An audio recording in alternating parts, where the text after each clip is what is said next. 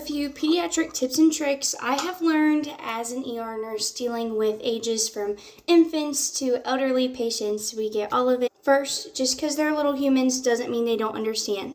Talk to them in a way that they understand, but don't talk down. And don't not just explain something and just start to do it, because that'll freak them out more. Like if you have a 4-year-old, for example, and you need to get a blood pressure, you can tell them, I'm going to give your arm a quick squeeze, or I'm going to give your arm a quick hug, but it'll be over shortly. Next, if you need to listen to them with your stethoscope, which most likely you will need to, something I do, and trust me, I make sure to clean it very well, but I ask the kiddo, have you ever seen this before? And if they say yes, then most likely they know what you're going to do.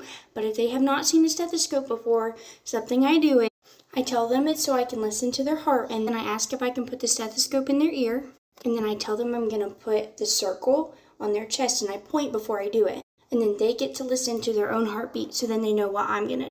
And then don't worry, I promise I clean my stethoscope very, very well before I put it in my ears after it's been in theirs. Or you could always get one of those like disposable ones if you're worried about that. You could always get one of those disposable ones that usually the departments have and have them do it that way.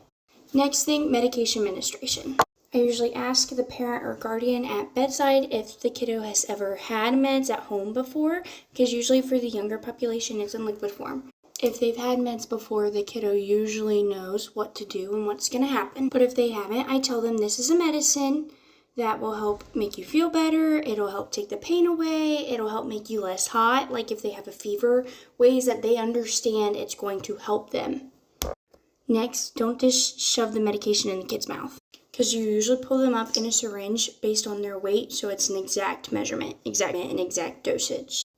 Ask the kiddo if they would like to take the medication by themselves, if they want help from me, or want help from their parent. And this is if it's oral medication route. I'm not saying to ask the kiddo if the parent can push the IV push or the kid to push the IV push. I'm not saying that, so please don't take it this way. And engage with them about things that they may like pets, sports, favorite subject in school. And also try to get them like some distraction things, like coloring pages, stickers. They'll love you. Alright friends, please stay tuned for more, and please subscribe for more tips and tricks.